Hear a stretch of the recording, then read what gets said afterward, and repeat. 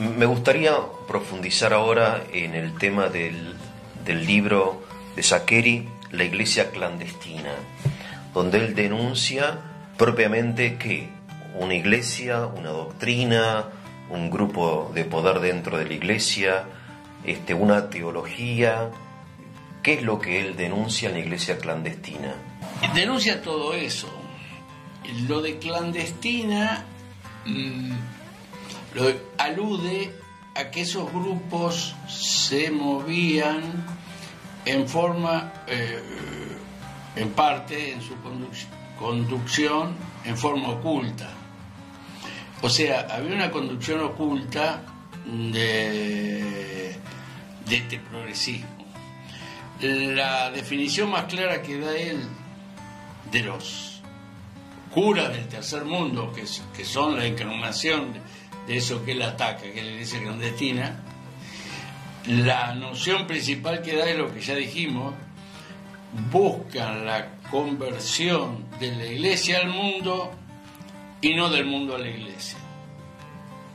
Y él enraiza esa postura, esa tesis, en el modernismo, que había sido muy bien analizado, disecado por una encíclica que no es una encíclica típica porque parece un tratadito sobre el tema, que es la encíclica Pascendi sobre el modernismo.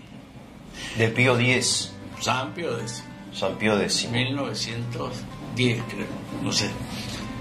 Entonces, permítame sí. hacer un pequeño resumen.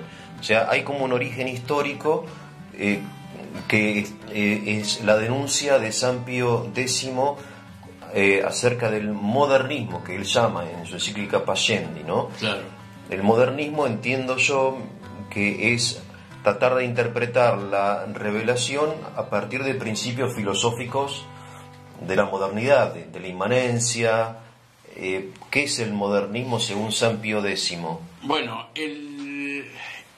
una de las cosas que dice San Pío X es que el modernismo es como la síntesis o el compendio, no me acuerdo la palabra que usa, de todas las herejías, porque no es una herejía trinitaria, no es una herejía cristológica.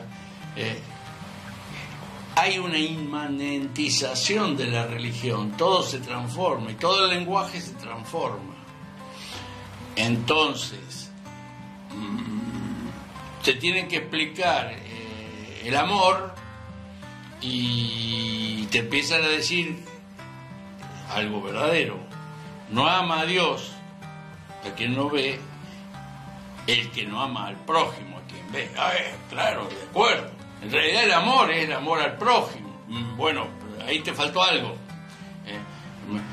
El amor al prójimo, Dios está en el prójimo. Sí, no, Dios está en el prójimo, sí, pero Dios no es el prójimo, Dios es trascendente.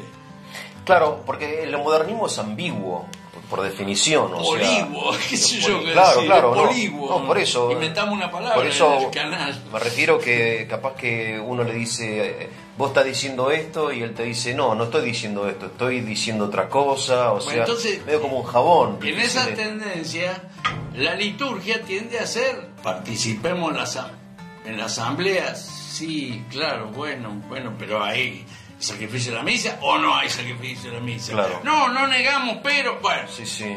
Acentúan siempre la inmanencia, niegan siempre lo trascendente, reducen todo al amor al prójimo. Pero resulta que en esos movimientos, y ya no es el modernismo propiamente o típicamente, sino los curas del tercer mundo, bajan todo eso y terminan diciendo, bueno, que el comunismo en realidad, entonces ya el comunismo no es condenado. Bueno, porque en realidad el comunismo no es ateo, sino están equivocados, pero buscan la justicia. La justicia, el comunismo no cree en la justicia. Sí, o que el ateísmo es accidental al comunismo, etcétera. Claro, entonces toda esa línea se revela en la doctrina, se revela en la liturgia, que uno no parece que está rezándole a Dios, sino una asamblea, se transforma en la asamblea tipo protestante. Es muy interesante porque, digamos, esto no es nuevo.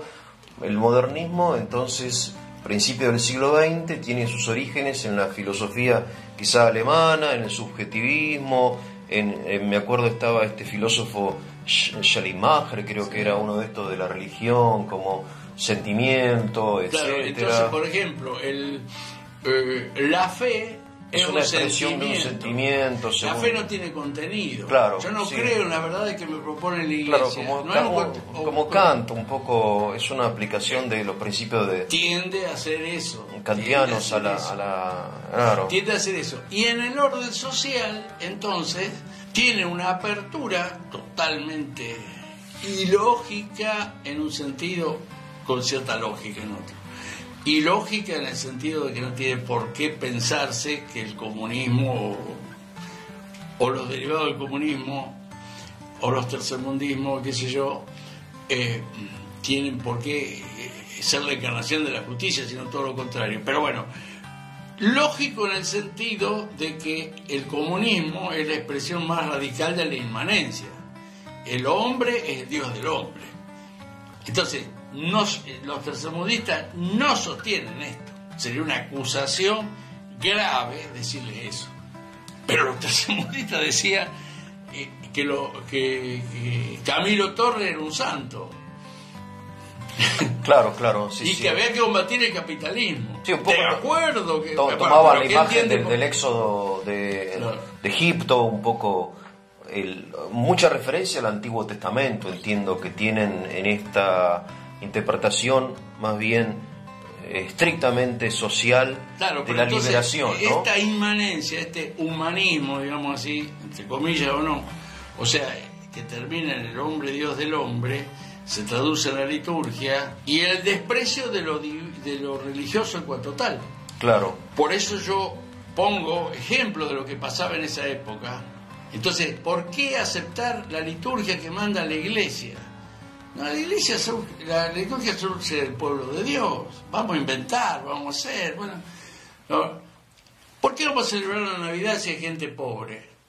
Lo más importante que le puede dar a los pobres es la Eucaristía y la oración y predicar la justicia y las reformas que haya que hacer. Pero no te olvides de lo principal, de darle lo principal. Pero terminaban con el marxismo, el capitalismo de Estado, y promoviendo los movimientos comunistas, y llevando a los chicos a la guerrilla comunista y atea. Entonces, en la Argentina el tercermundismo fue una causa muy importante, y el padre Mujica, que al parecer se arrepintió, fue causante de que fueran los chicos a la muerte y a luchar por el ateísmo en Montoneros. Los pretextos del peronismo, sin negar que sea peronista. Sí, pero eso parece que este grupo de gente no reconoce su responsabilidad en esto, ¿no? Porque hay una responsabilidad enorme de parte de mucha gente de la Iglesia que por omisión, porque se quedaron callados, o por comisión, fueron causa de la muerte de muchos.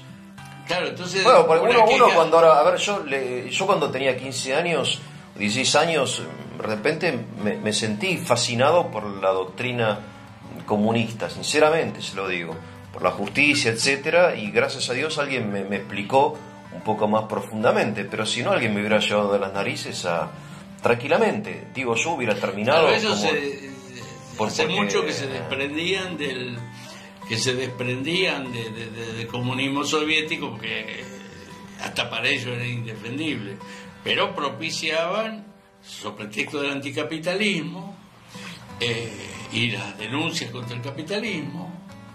Capitalismo es bueno o es malo, y Saccheri lo distingue bien. Si capitalismo es cierta técnica de la producción en masa y demás, bueno. Sí, la economía de mercado, obviamente. No hablaba de economía de mercado.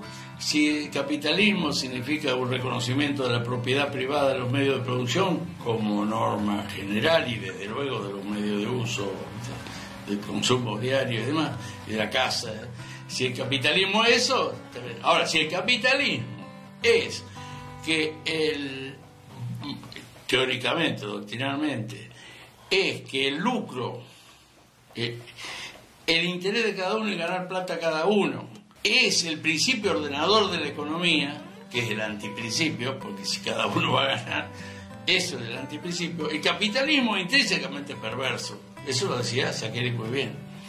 Y el comunismo es intrínsecamente perverso en el sentido de que es perverso negar a Dios y fomentar la lucha de clases. Hay una cosa muy interesante de Saccheri: ¿qué queda del hombre si vos le sacás la familia, si vos le sacás la patria, si le sacás... no queda nada, decía Saccheri.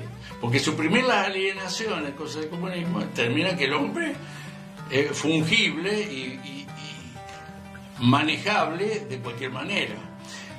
Ahora, en cuanto a la situación concreta de la Iglesia, él proponía volver a implantar la doctrina de la Iglesia, en fin, la doctrina del sentido común en la economía, y se quejaba de que en Roma se decían cosas buenas, pero se diccionaban lo que dependían las cosas que en Roma se condenaban.